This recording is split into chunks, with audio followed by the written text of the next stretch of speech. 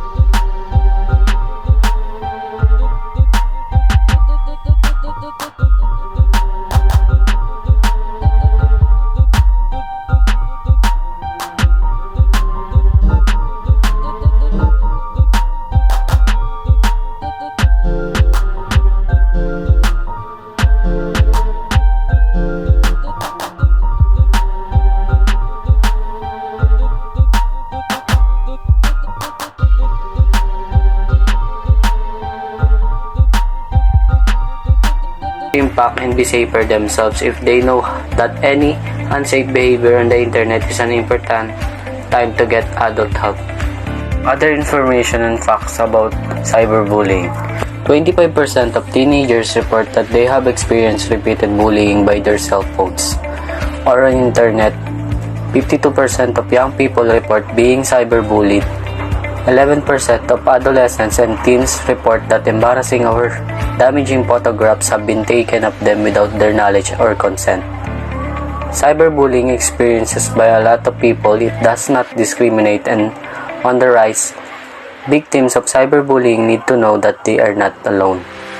Research has shown that friend of friends support is one of the most successful ways of preventing and addressing cyberbullying. Our online campaign about cyberbullying aims to educate children if they see that bullying won't go down the line, not to be afraid to interfere. Teaching them to offer support and show compassion. Showing support can make a big difference. Side effects of cyberbullying. Cyberbullying victims will likely never look at the internet the same way again, as their digital identities may be harmed as the result of aggressive online attacks. Securing both the digital and physical. With cyberbullying's impact extending so far past the digital plane, that means it also changes the way we approach securing innocent internet users everywhere from the cyberbullying. changes behavior due to the effects of cyberbullying. The changes might not be readily apparent at first, but as time goes on, you may notice one or more of the following behavior changes that can be strong indicators of cyberbullying. Many young girls are forced to believe society will not accept them unless their figure is identical to be a model, changing their mentality to do unfortunate things towards their natural bodies. Young people have suffered drastically for some type of cyberbullying. Cyberbullying victims are more likely to have low self-esteem, depression, and consider suicide.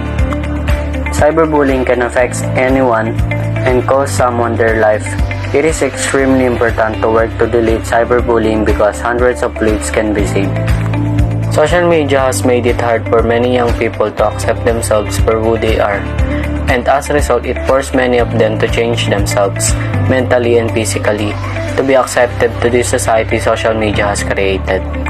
Special concerns of cyberbullying. Cyberbullying can harm the online reputations of everyone involved, not just the person being bullied, but those doing bullying or participating in it. Cyberbullying has unique concerns it can be. Number 1. Persistent. Digital devices offer an ability to immediately and continuously communicate 24 hours a day, so it can be difficult for children experiencing cyberbullying to find a relief. Number 2. Permanent. Most information and communicated electronically is permanent and public. If not reported and removed, a negative online reputations, including for those who bully, can impact college admissions, employment, and other areas of life. Lastly, hard to notice.